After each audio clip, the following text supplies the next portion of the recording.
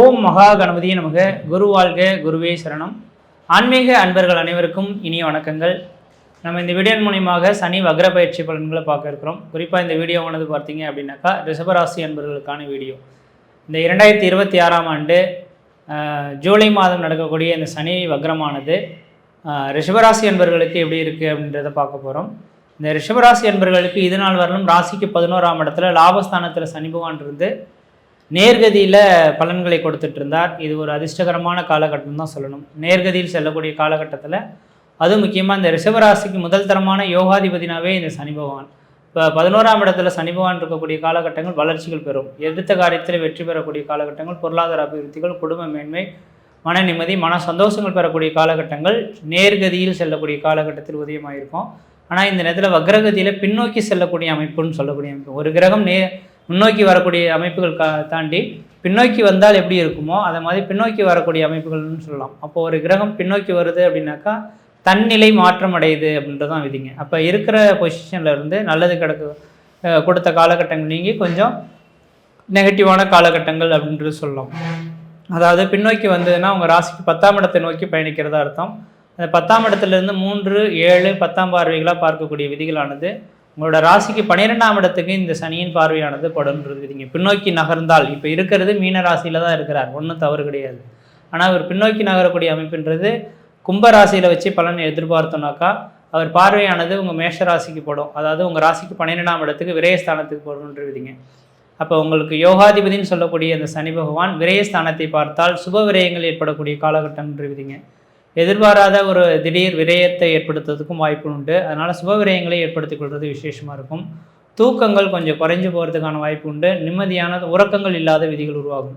இது எவ்வளோ நாளைக்கு சார் இந்த விதிகள் இருக்குன்னா 2026 ஜூலை மாதம் 26ஆம் தேதியிலேருந்து 2026 டிசம்பர் மாதம் 10ஆம் தேதி இந்த இடைப்பட்ட காலகட்டத்தில் தான் இந்த சனி பகவான் வக்ரம் பெறுகிறார். இந்த அமைப்புகளானது இந்த இடைப்பட்ட காலகட்டத்தில் கொஞ்சம் ஒரு மன நிம்மதி கொஞ்சம் குறைந்து போகலாம். என்ன இது ஒரு வாழ்க்கை அப்படின்ற ஒரு நிகழ்வுகளை ஏற்படுத்தலாம். அதுக்கு ஒரே ஒரு பரிகாரங்கள் மட்டும் சொல்ல விரும்புகிறேன். அதை மட்டும் செய்துட்டிங்கன்னா ஓரளவுக்கு பிரச்சனைகள் வந்து மீண்டு வரலான்ற விதிங்க.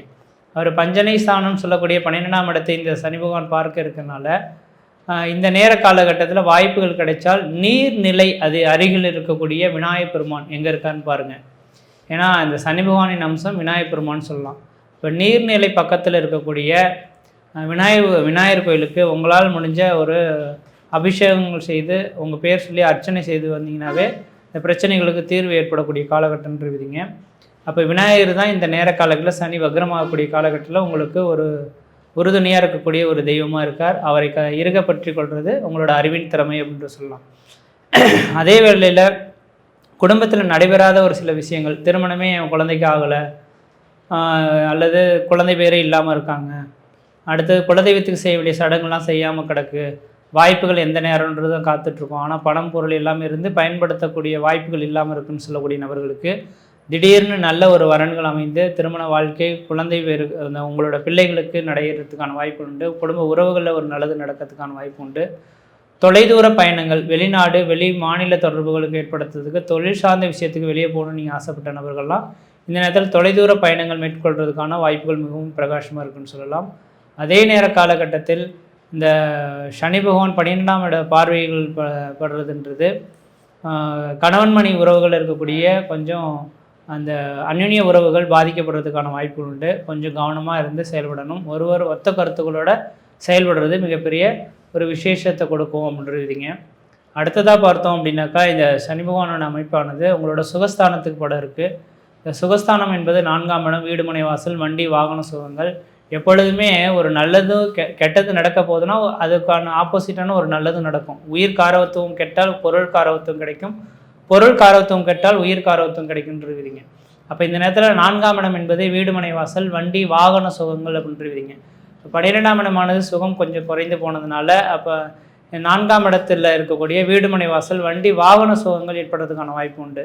அப்போ இந்த ரிஷபராசி என்பவர்களுக்கு பழமையான வண்டி வாகனங்களை விட்டுட்டு புதுமையான வண்டி வாகனங்கள் வாங்கக்கூடிய யோகங்கள் உருவாகும். தாயார் உடல்நிலையானது கொஞ்சம் முன்னோக்கி வரக்கூடிய ஒரு காலகட்டங்களாக உருவெடுக்கும் அப்படின்றதுங்க. அதே வேளையில் இந்த சனி பகவானோட அமைப்பானது உங்கள் ராசிக்கு 7ஆம் இடமான கலஸ்திரஸ்தானத்தை பின்னோக்கி வந்து பார்க்கறதுனால கணவன் மனைவியிடையே ஒரு கருத்து வேறுபாடுகள் ஏற்படலாம். கொஞ்சம் விட்டு கொடுத்து போய்க்கிறது ஓரளவுக்கு நல்லாயிருக்கும். அல்லது கணவருக்கு உடல் பாதிப்புகளோ அல்லது மனைவிக்கு உடல் பாதிப்புகளோ ஏற்படலாம். மருத்துவ செலவுகள் கூடக்கூடிய காலகட்டமாகவும் இருக்கும். அப்போ ஒரே விஷயத்தில் சொல்லணுன்னாக்கா, இந்த ரிஷபராசிக்காரர்களுக்கு இந்த வருகின்ற ஜூலை 26ஆம் தேதியிலேருந்து டிசம்பர் 10ஆம் தேதி காலகட்டம் வரலும் அந்த புதிய முயற்சிகள் எடுக்கிறதோ, புதிய தொழில் தொடங்குவதோ, உத்தியோகம் பார்ப்பதோ, ஜாமீன் கையெழுத்து போடுவதோ, கொடுக்கல் வாங்கல் விஷயமோ கண்டிப்பாக குறைச்சி கொள்வது நல்லாயிருக்கும். திருமணம், காதுகுத்து, மொட்டடிப்பு இந்த மாதிரியான சுப நிகழ்வுகள் செய்து சுப விரயத்தை ஏற்படுத்தி கொடுத்தால் கொஞ்சம் பிரச்சனைகள் குறைகின்றீங்க. இந்த நேர காலகட்டத்தில் நீங்கள் வழிபடக்கூடிய தெய்வம் எதுன்னு பார்த்தீங்கன்னா, விநாயகர் பெருமானை தொடர்ச்சியாக வழிபாடு செய்துட்டு வந்துட்டீங்க அப்படின்னாக்கா, உங்களால் ஏற்படக்கூடிய பிரச்சனைகள் மலை போல் வரக்கூடிய பிரச்சனைகள்லாம் பனி போல் விலகக்கூடிய ஒரு காலகட்டங்களாக உருவெடுக்கின்றீங்க. அதே நேரத்தில் குருவின் பரிபூர்ண பார்வைகளும் உங்களுக்கு சிறப்பாக தான் இருந்திருக்கு. குரு பார்க்க கோடி சாபங்கள், கோடி குற்றங்கள் விலகுன்ற விதியின் அடிப்படையில் இப்போ வக்ரம் பெற்ற சனி பகவானை குரு பகவான் பார்த்தால் அந்த சனி பார்க்க குரு பார்க்க கோடி சாபங்கள் நிவர்த்தின்ற விதியின் அடிப்படையில் பிரச்சனைகளுக்கு தீர்வு ஏற்படும். பிரச்சனைகள் வரும், ஆனால் அதுக்கு தீர்வு ஏற்படக்கூடிய ஒரு காலகட்டங்கள் உதயமாகின்றதுங்க. அதனால் சிந்தித்து செயல்படுங்கள். யாரையும் நம்பிட வேண்டாம். உங்களோட தகுதி அறிந்து செலவு செய்யுங்க. அளவுக்கு மீறி செலவு செய்ய வேண்டாம். புதிய தொழில் தொடங்குவதோ, உத்தியோகம் பார்ப்பதோ கொஞ்சம் தவிர்த்து கொள்வது விசேஷமாக இருக்கும். இந்த காலகட்டத்துக்கு பிறகு, அதாவது 2026 டிசம்பருக்கு பிறகு அடுத்து ஒரு 2 வருஷ காலம் இருக்க போகிறார். அப்போ அதுக்கு உங்களுக்கு அதிர்ஷ்டமான காலகட்டங்களாக இருக்கும். இந்த காலகட்டத்தில் மட்டும் கொஞ்சம் எச்சரிக்கையாக இருக்கக்கூடிய காலகட்டமாக இருக்குது. முயற்சி எடுத்து பாருங்கள், கண்டிப்பாக வெற்றி பெறுவீங்கள். நன்றி, வணக்கம். பிடியதன் உருவுமை கொலமிகு கரியது வடிகொடு தனதடி வழிபடும் அவரிடர் கடி கணபதி வர அருளின் மிகுக்குடை வடிவினர் பயில்வழி வலம் உரை இறையே. உண்ணாமுலை உமையாலோடு உடனாகிய ஒருவன் பெண்ணாகிய பெருமான் மலை திருமாமணி திகழ மன்னாந்தன வருவுத்திறன் மலலை முழவுதிரும் அண்ணாமலை திரு அண்ணாமலை வணங்கோர்க்கு ஒரு தீதும் இல்லையே. என் அண்ணல் அண்ணாமலை, அதைவிட மிகப்பெரிய அண்ணல். நீலாஞ்சனம் சமாபாசம் ரவிபுத்திரம் யமாக்ரஜம் சாய மார்த்தாண்ட சம்பூதம் தம் நமாமி சனீஸ்வரன் ஸ்வாகா. ஓம் கிராகத்வஜாய வித்மகே கட்கஹஸ்தாய தீமகே தன்னோ மந்த பிரஜோதயாத் என்ற எம்பெருமான் அனுகிரகமும் அனுகூலமும் கொடுக்கக்கூடிய ஈஸ்வர பட்டம் பெற்ற விக்னேஸ்வரர், ராவணேஸ்வரர், பரமேஸ்வரர், சனீஸ்வரர், இந்த ஈஸ்வரம் பட்டம் பெற்ற சனீஸ்வரனுடைய வக்ரம் வளமான வாழ்வுக்கு வக்கர சனீஸ்வரனுடைய அருள் 12 ராசிக்கும் எப்போது எப்படி இருக்கும் என்பதை வணக்கத்துக்குரிய மதிப்புக்குரிய மாதாந்திர டிவி நிறுவனத்திற்கும் பிழைத்தமிழ் நிறுவனத்திற்கும் ஏனைய அனைத்து நிறுவனத்திற்கும் நன்றியும் வணக்கமும் என்னை ஊக்குவித்து ஆளாக்குவிப்பதற்கும் நன்றியை கூறியும், எனக்கு என் வாழ்நாள் முழுவதும் துணையாக இருக்கக்கூடிய கண்மணி திகழ கண்மணியாக இருக்கக்கூடிய நேயர் பெருமக்கள் பாதம் பணிந்து, நீதிமான், உண்மையானவர், மிக தொன்மையானவர், தர்மத்துக்குரியவர், அவரை பற்றி பேசும்போது உண்மையைத்தான் சொல்லணும்னு நான் அடிக்கடி சொல்லியிருக்கிறேன் நேயர்கள்ட்ட. அப்படிப்பட்ட நீதிமானுடைய வளமான வாழ்வுக்கு இந்த வக்கர சனீஸ்வரர் நீங்கள் ரொம்ப எதிர்பார்த்துட்டு இருப்பீங்க. அப்படிப்பட்ட பதிவு இப்போது 12 ராசிக்கு எப்போது இருக்கும் என்பதை பணிவோடு உங்களுக்கு நான் பதிவு செய்ய காத்து கொண்டிருக்கின்றேன். ரிஷபராசி, ரிஷபராசியில் வக்கர சனீஸ்வரருடைய குணங்கள் எப்படி இருக்கும்? ரிஷபம்னாலே சனீஸ்வரருக்கு மிக உயர்வான இடத்தை கொடுக்கக்கூடிய இடம்தான் ரிஷபராசி. அப்போ ரிஷபராசிக்கு 9க்கும் 10க்கும் உரியர் பார்த்தீங்களா? தர்ம கர்மாதிபதி தான் ரிஷபராசிக்கு சனீஸ்வரர். அப்போ வக்கரத்தில் இருக்கும்போது பின்னோக்கி போகும்போது என்னாகும்? சற்று பின்னடைவு ஏற்படும். அப்போ ரிஷபராசிக்கு கண்டிப்பாக 3ஆம் இடம் 3ஆம் பார்வையை பார்க்குறாரு. அதுக்கடுத்து 5ஆம் இடம் 7ஆம் பார்வையை பார்க்குறாரு. 8ஆம் இடத்தை 10ஆம் பார்வையை பார்க்குறாரு. இதில் மிக சிறப்பு 5ஆம் இடம் 7ஆம் பார்வை, 8ஆம் இடத்தை 10ஆம் பார்வையை பார்க்குறாரு. இப்படி பார்க்கும் பொழுது நிச்சயமாக ரிஷபராசிக்கும் அந்த பின்னோக்கி செல்வதற்குரிய ஒரு கெட்ட அந்த ஒரு கெடுபலனை தவிர்த்து மற்ற எல்லா வகையிலும் நன்மையை செய்யக்கூடிய நேரம்தான் வக்ர சனீஸ்வரர். ஏன்னா என்னதான் இருந்தாலும் அந்த வக்ரம் பின்னோக்கி சென்றாலும் அவருக்கு செய்யக்கூடிய உங்கள் ஜனன ஜாதகத்தில் என்ன லக்கணம், ராசி ரிஷபராசி என்ன லக்கணம், அந்த 6 லக்கணத்துக்குள்ள நீங்கள் வர்றீங்களா, 6 லக்கணத்துக்கு வரலையா அப்படிங்கிறதெல்லாம் எண்ணி பார்க்கக்கூடியவர் தான் சனீஸ்வரர். அப்போ உங்களுக்கு அந்த மாதிரி நேரங்களில் என்னென்ன ஒர்க்கு நமக்கு கிடைக்கும், அப்போ உங்களுடைய தொழில் எப்படியெல்லாம் இருக்கும், அப்போ பின்னோக்கி போகுமா முன்னோக்கி போகுமா, இதெல்லாம் நம்ம பார்த்து கண்டிப்பாக சனீஸ்வரர் ரிஷபராசிக்கு தாங்க நம்பர் 1 யோகாதிபதி. அதனால தானே அவர் தர்ம கர்மாதிபதினு சொல்கிறோம். தர்மத்துக்கும் கர்மத்துக்கும் 9க்கும் 10 இல்லையா உங்களுடைய ராசிக்கு. ஆக நிச்சயமாக எவ்வளவு பின்னோக்கி போனாலும் உங்கள் தசா புத்தியை அறிந்து உங்கள் தசா புத்தியை புரிந்து வைத்து கொண்டு நிச்சயமாக ஒரு நல்ல பலனை கொடுப்பார் என்பதில் மாற்று கருத்து இல்லை. ஏன்னா அடுத்து உங்களுக்கு விரயத்துக்கு வர்றாரு. இந்த 138 நாட்களில் கொஞ்சம் என்னதான் பயமாக இருந்தாலும் நீங்கள் கொஞ்சம் அதிகமான அகலக்கால வைங்க, புதிய தொழில் ஏற்படுத்துங்க. உங்களுக்கு வேண்டியது கண்டிப்பாக அதுதான் முக்கியம். ரிஷபராசிக்கு வேண்டியது பெண்கள் சம்பந்தப்பட்ட தொழில், பெண்கள் சம்பந்தப்பட்ட அனைத்து தொழில்களும், மீடியாக்கள் சம்பந்தப்பட்டது, பெண்கள் சம்பந்தப்பட்டது, அதே மாதிரி இனிப்பு சம்மந்தப்பட்டது, வெளிநாடு. ஏன்னா உங்களுக்கு உங்கள் ராசிக்கு 3க்குரிய சந்திரன் உங்கள் ராசியில் உச்சம், 3க்குரிய சந்திரன் உச்சம். அப்போ வெளிநாட்டுக்குரியது எல்லாம் அப்ராடுக்குரியது. உங்கள் ஜாதகத்தை பார்த்துக்கங்க, அப்ராடுக்குரிய தொழில் பண்ணலாம். வண்டி வாகனம் அழகு சம்பந்தப்பட்ட அழகு சம்பந்தப்பட்ட அத்தனை பொருட்களும் உங்களுக்கு உண்டு. ரொம்ப இந்த பயப்படாதீங்க. 138 நாள் வருதே, ஆகா வக்கரமடையுதே, மேஷத்துக்கு நல்லா இருக்குன்னு சொல்லிட்டாரு ஐயா, நீ ரிஷபத்துக்கு சொல்லலைன்னு சொல்லி நினைக்காதீங்க. உங்கள் தசா பற்றி ராகு திசையில் சுக்கர பற்றி, சுக்கர திசையில் ராகு பற்றி, புதன் திசையில் சனி பற்றி நடந்தால் வக்கரம் என்ன செய்யப்படும்? பயப்படவே வேண்டாம். நான் ஏற்கனவே பலமுறை உங்களுக்கு சொல்லியிருக்கிறேன் பணிவோட. தசா புத்தி எத்தனை யோக பலன் இருந்தாலும் தசா புத்தி மட்டுமே ஒரு மனிதனை தலை நிமிர்ந்து நிற்க வைக்கக்கூடியது, ஒரு மனிதனுக்கு உயர்வை கொடுக்கக்கூடியது, உயர்ந்த நோக்கத்தை கொடுக்கக்கூடியது தசா புத்தி.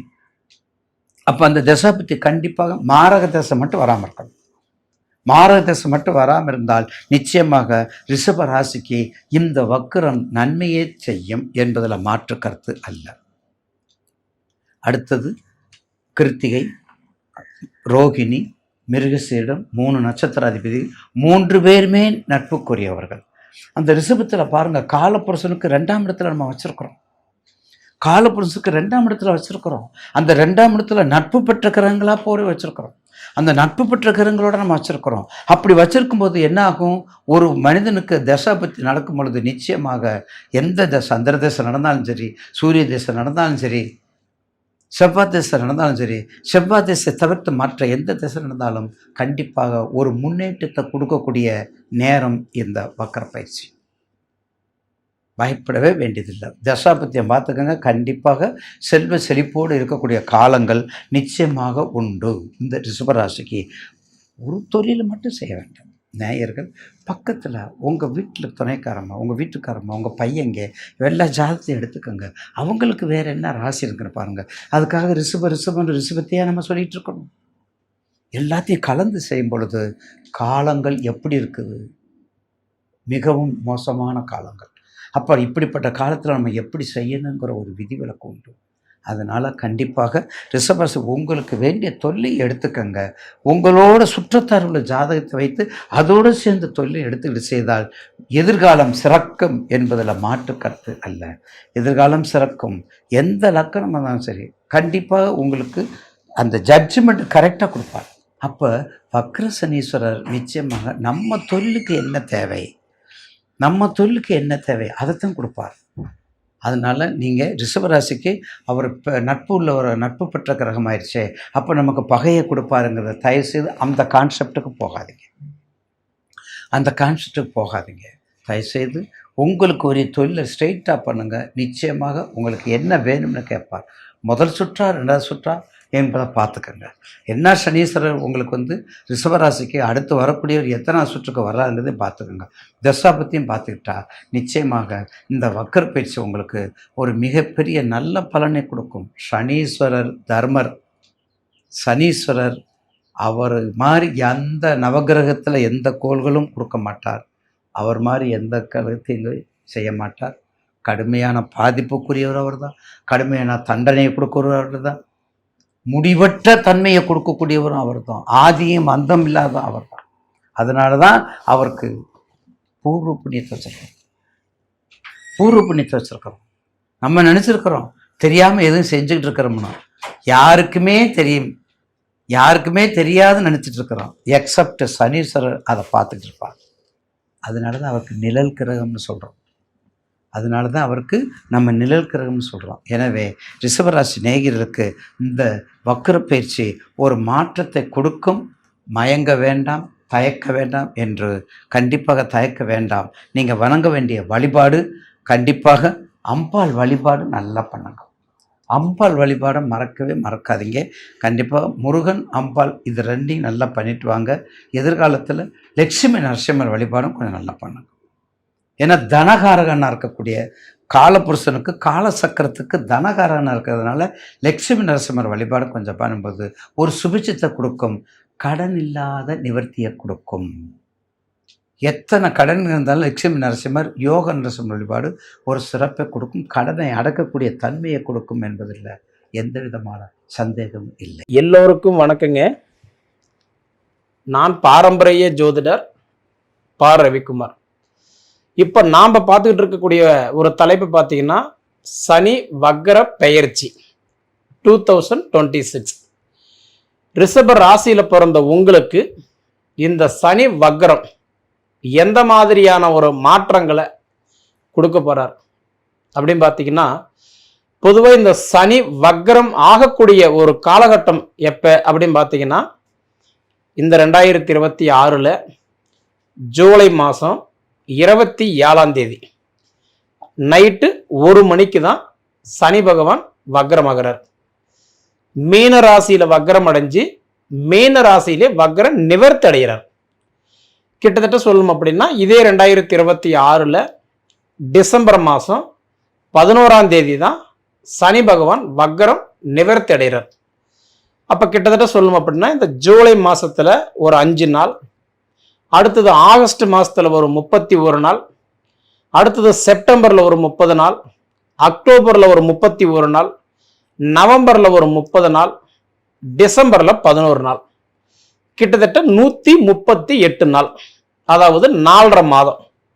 இந்த 4.5 மாதத்துக்கு சனி பகவான் என்ன பண்றாருன்னா மீன ராசியிலே வக்ரம் அடைஞ்சு மீன ராசியில வக்ர நிவர்த்தி அடைகிறார். தமிழ் தேதி பிரகாரம் சொல்லணும் அப்படின்னா அதாவது ஆடி மாதம் 10. அப்போ இந்த ஆடி 10 சனி வக்ரம் அடைஞ்சு கார்த்திகை மாதம் 23 வரைக்கும் சனி வக்ரத்தில் இருப்பார். அப்போ இந்த 4.5 மாதம் ரிஷப ராசியில பிறந்த உங்களுக்கு என்னென்ன மாற்றங்களை கொடுக்க போறார் அப்படின்னு பார்த்தீங்கன்னா, பொதுவாக ரேவதி நட்சத்திரத்தில் 2ஆம் பாதத்தில் 27 நாள் வக்ரத்தில் இருப்பார். அடுத்தது பார்த்தீங்கன்னா ரேவதி நட்சத்திரம் 1ஆம் பாதத்துக்கு அதாவது ரிபேஸில் வருவார். அப்போ ரிபேஸில் ரேவதி நட்சத்திரம் 1ஆம் பாதத்தில் கிட்டத்தட்ட 49 நாள் வக்ரத்தில் இருப்பார். அதுக்கு அப்புறம் பார்த்தீங்க அப்படின்னா, அதாவது உத்திரட்டாதி நட்சத்திரம் 4ஆம் பாதத்தில் கிட்டத்தட்ட 62 நாள் வக்ரத்தில் இருப்பார். இது நான் ஏன் உங்களுக்கு டேட்டு வாரியா உங்களுக்கு இத்தனை நாள் துல்லியமாக இருப்பார் அப்படின்னு நான் சொல்கிறேன்னா, அதாவது நம்ம என்ன நட்சத்திரத்தில் பிறக்கிறோமோ அந்த நட்சத்திரத்துக்கு அதிபதியும் நம்மளுடைய ராசிக்கு அதிபதியும் நம்மளுடைய லக்னத்துக்கு அதிபதியும் நல்லா இருந்தால் மட்டும்தான் நமக்கு நல்ல பலன்களை கொடுப்பார். அது ஒரு விஷயம் நல்லா தெரிஞ்சுக்கோங்க. ஏன்னா இந்த ரேவதி நட்சத்திரத்துக்கு அதிபதி யாருன்னா புதன். அதே மாதிரி இந்த உத்திரட்டாதி நட்சத்திரத்துக்கு அதிபதி யாருன்னா சனி. புதனுடைய நட்சத்திரத்தில் சனி வக்ரம் அடைஞ்சு தன்னுடைய சொந்த நட்சத்திரத்திலேயே வக்ர நிவர்த்தி அடைகிறார். ஏன்னா சனியுடைய நட்சத்திரம் தான் இந்த உத்திரட்டாதி நட்சத்திரம். தன்னோட சொந்த நட்சத்திரத்திலேயே அவர் வக்ர நிவர்த்தி அடைகிறார். அப்போ இந்த மாதிரி காலகட்டத்திலலாம் பார்த்தீங்க அப்படின்னா கிட்டத்தட்ட நான் சொல்றது இந்த 138 நாள் ரிஷப ராசிக்கெல்லாம் பார்த்தீங்கன்னா, ஏன்னா பொதுவாக சனி பகவானுடைய பார்வை அப்படின்னு எடுத்துக்கிட்டிங்கன்னா 3, 7, 10 இந்த 3 வீட்டுக்கு சனி பகவான் எப்பவுமே அவர் வந்து ஃபேவராக கண்டிப்பாக நல்லது பண்ணுவார். அப்போ மீன ராசியில் இருக்கக்கூடிய சனி பகவான் 3ஆவதாக உங்கள் ராசி தான் பார்த்துட்டு இருக்கிறார். கிட்டத்தட்ட 2025 மார்ச் மாதம் 29ஆம் தேதி சனி பகவான் கும்பத்திலிருந்து மீன ராசிக்கு போனார். அப்போ இருந்து இந்த 1.5 வருஷமாக சனி பகவான் அதாவது உங்கள் ராசி தான் பார்த்துட்டு இருக்கிறாரு. 3ஆம் இடமாக தைரியஸ்தானமாக பார்த்தாரு. ஒரு சிலருக்கெல்லாம் பார்த்தீங்கன்னா நிறைய மாற்றங்கள் கொடுத்துருப்பார். இடம் வாங்கியிருக்கலாம், வீடு கட்டியிருக்கலாம், சொத்து வாங்கியிருக்கலாம், திருமணம் பண்ணியிருக்கலாம், ஒரு சிலருக்கு புத்திர பாக்கி கொடுத்துருக்கலாம், ஒரு சிலருக்கு வெளிநாடு போகிற யோகத்தை கொடுத்துருக்கலாம், ஒரு சிலருக்கு நல்ல கல்வி கொடுத்துருக்கலாம். ஏன்னா அவங்களோட ஜாதத்தை பொறுத்த வரைக்கும் தான் இருக்குது. இந்த 5 விரல் இருக்குன்னா அந்த 5 விரல் எப்பயுமே ஒரே மாதிரி இருக்கிறது இல்லை இல்லைங்களா? அது மாதிரி பார்த்துட்டிங்கன்னா இப்போ பொதுவாக நம்ம வந்து ரிஷப ராசின்னு சொல்கிறோம். இப்போ இந்த ரிஷப ராசிக்குன்றது ராசி ஒன்றா இருந்தாலும் நட்சத்திரமே வெவ்வேறு இல்லைங்களா? அப்படி பார்த்தீங்கன்னா இன்னைக்கு கார்த்திகை நட்சத்திரம் வந்து சூரியனுடைய நட்சத்திரம். அடுத்தது பார்த்தீங்க அப்படின்னா ரோகிணி நட்சத்திரம் வந்து சந்திரனுடைய நட்சத்திரம். அடுத்தது பார்த்தீங்கன்னா மிருகசீரிஷ நட்சத்திரன்றது வந்து செவ்வாயுடைய நட்சத்திரம். அப்போ ராசி ஒன்றா இருந்தாலும் நட்சத்திரமே வெவ்வேறு இல்லைங்களா? அந்த மாதிரி தான். அப்போ என்னன்னா நம்மளுடைய ஜாதகம் நமக்கு விதிக்காரகன் நல்லா இருந்துட்டாருன்னு வச்சுக்கோங்களேன், பெருசாக ஒன்றும் நமக்கு சிரமத்தை கொடுக்க மாட்டார். இது நான் ஏன் சொல்கிறேன்னா ரிஷப ராசிக்காரங்களுக்கு நிச்சயமாகவே இந்த 1.5 வருஷமா சூப்பராக இருந்தது. சரிங்களா? இப்போ இந்த சனி வக்ரமாகக்கூடிய காலகட்டம் இந்த 4.5 மாதம் கொஞ்சம் ஸ்லோவாக தான் போகும், நார்மலாக தான் இருக்கும். அப்போ இதுக்கு முன்னால் நம்மக்கிட்ட 4 காசு இருந்தது, நம்ம 4 காசு ரெடி பண்ணணும், நமக்கு கொடுக்கல் வாங்கல் எல்லாம் ரொட்டேஷன் எல்லாம் நல்லா போயிட்டு இருந்தது, அதே கமிட்மெண்ட் இன்னும் நம்ம கண்டினியூ பண்ணிக்கலாமா அப்படின்னா கண்டிப்பாக வேண்டாம். ஏன்னா இந்த 4.5 மாதத்துக்கு நம்மளோட கமிட்மெண்ட் எவ்வளோக்கு எவ்வளோ கம்மி பண்ணிக்கிறோமோ கண்டிப்பாக அந்தளவுக்கு நல்லது. ஏன்னா இந்த 4.5 மாதம் சனி பகவான் வந்து உங்கள் ராசி பார்த்துக்கிட்டு இருந்தவர் இப்போ வக்கரத்துக்கு போகிறதுனால அவர் கொஞ்சம் ஸ்லோவாக வேலை செய்வார். இதுக்கு முன்னாடி ஒரு 80-90 போயிட்டு இருந்தது அப்படின்னா, ஒரு ஸ்பீடில் போயிட்டு இருந்ததுன்னா இதுக்கு மேலே இந்த 4.5 மாதம் ஒரு 40-45 அந்தளவுக்கு தான் ஒரு ஃபாஸ்ட்டாக போகும்.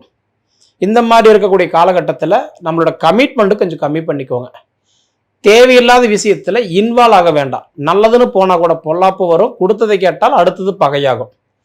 இந்த மாதிரி சுச்சுவேஷனில் தான் நண்பனும் பகையாகிறது, நட்பு விரோதியாகிறது, சொந்த பந்தம் எதிரியாகிறது. ஒன்றாச்சுங்களா? அதனால் என்ன அப்படின்னா இந்த 4.5 மாதம் நம்மளோட கமிட்மெண்ட் கம்மி பண்ணிக்கணும், பொறுமையாக செயல்படணும், அவசரப்படக்கூடாது. ஒவ்வொரு விஷயத்தையும் நம்ம வந்து யோசித்து செய்கிறது நமக்கு நல்லது. சரிங்களா? ஏன்னா எப்படி பார்த்தாலும் உங்களுடைய ராசியாதிபதி சுக்கிர பகவான் உங்களுக்கு கிட்டத்தட்ட ஓரளவுக்கு நல்லதாக இருக்கிறார், அது ஒன்றும் ப்ராப்ளம் இல்லை. இருந்தாலும் நம்ம ராசி பார்த்துக்கிட்டு இருந்த இன்னைக்கு சனி பகவான் அவர் வந்து நமக்கு இன்னைக்கு வந்து வக்கரத்துக்கு போகிறதுனால கொஞ்சம் ஒரு பொறுமையாக தான் செயல்படுவார், கொஞ்சம் கவனமாக இருக்கணும். ஏன்னா உங்களுக்கு இப்போ சனி பகவான் வந்து லாப சனியாக இருந்தது. நான் ஏற்கனவே சொல்லியிருந்தேன் என்னன்னா நல்லது கொடுத்துட்டு இருந்தவங்களுக்கு கொஞ்சம் பிரேக் ஆகி கொஞ்சம் ஸ்லோவாக வேலை செய்யும். ஆனால் கஷ்டப்படுறவங்களுக்கு, கஷ்டப்பட்டுக்கிட்டு இருந்த ராசிக்காரங்களுக்கு தான் இந்த வக்கரம் நல்லா இருக்குது. ஏன்னா வக்கரம் அப்படின்றது ஆப்போசிட்டாக வேலை செய்கிறது, முதல்ல அது தெரிஞ்சுக்கோங்க. ஆப்போசிட் அப்படின்னா அதாவது பின்னாடி வர்றது. அதனால் ஒரே ஒரு விஷயம்தான், அதாவது இந்த 4.5 மாதத்துக்கு எல்லாத்துக்குமே நான் எப்பயும் சொல்கிறேன், எல்லாத்துக்குமே நான் ஒரே மாதிரியே சொல்லிட முடியாதுங்க. சரிங்களா? அவங்களோட விதிக்காரகன்னு ஒன்று இருக்குதுங்க, அவங்களோட சுய ஜாதகன்றது ஒன்று இருக்குது. புரியுதுங்களா? உங்களோட ஜாதகம் நல்லா இருந்து உங்களோட திசா புத்தி நல்லா இருந்துருச்சுன்னா கண்டிப்பாக உங்களுக்கு இந்த கஷ்டம் கண்டிப்பாக ஏதாவது இந்த ஸ்லோவாக வேலை செய்கிறது கூட ஸ்லோவாக வேலை செய்யாது. ஒரு சிலருக்கு நல்லாவே இருக்கும், ஒரு சிலருக்கு இந்த 4.5 மாதம் கொஞ்சம் ஆப்போசிட்டாக வேலை செய்யும்.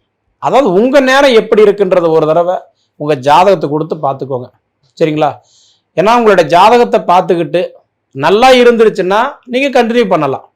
கண்டிப்பாக உங்கள் நேரம் சரியில்லை அப்படின்னா அதுக்கு தகுந்த மாதிரி ஒரு கோயில் குளத்துக்கு போயிட்டு கொஞ்சம் பொறுமையாக செயல்படுறது நல்லது தானே. ஏன்னா காற்றுள்ள போது தூத்திக்கணும், மழை வராத முன்னா வீடு கட்டிக்கணும்னு சொல்லுவாங்க. நமக்கு நல்ல நேரமாக இருக்கா இல்லையா, இல்லை இந்த சனி வக்கரம் எப்படி இருக்குதுன்னு தெரிஞ்சுக்கிறதுல ஒன்றும் தப்பு இல்லையே. ஒரே ஒரு விஷயந்தான், அற்புதமான ஒரு வாய்ப்பு ரிஷப ராசிக்காரங்களுக்கு இந்த 1.5 வருஷமா சனி உங்கள் ராசி பார்த்து ஓரளவுக்கு நல்லாவா இருந்தது. அதனால என்ன அப்படின்னா ஆப்போசிட் இப்போ நம்ம என்ன சொன்ன மாதிரி ஒரு சிலருக்கு பாருங்க, இந்த திருமண வரன் பார்த்துக்கிட்டே இருந்து பொண்ணு கிடைக்காத, மாப்பிள்ளை செட் ஆகாத நிறைய பேருக்கு அலைச்சலாக இருந்தது. அவங்களுக்கெல்லாம் இந்த மாதிரி இந்த சனி வக்கரத்தில் கூட ஒரு மாற்றம் கூட கொடுக்கலாம் இல்லையா? அதே மாதிரி ஒரு சிலருக்கெல்லாம் இந்த தொழில் முடங்கி போய் ஒரு வேலை செய்யுது, அந்த வேலையை விட்டுட்டு இப்போ எந்த வேலை செய்யலாமோ இல்லை எப்படி போகலாமோ குழப்பத்திலே இருக்கிறவங்களுக்கு கூட இந்த சனி வக்கரம் கூட மாற்றி கூட கொடுக்கலாம் இல்லையா? எதுக்குமே ஒரு தடவை உங்களோட சுய ஜாதகம் பார்த்துக்கோங்க. கண்டிப்பாக அந்த சுய ஜாதகம் நல்லா இருந்துருச்சுன்னா உங்களுக்கு கண்டிப்பாக அதுக்கு தகுந்த பலன்கள் கொடுத்தே தீர்வார். அனுபவிச்சு பார்த்து சொல்லுங்கள். நன்றி.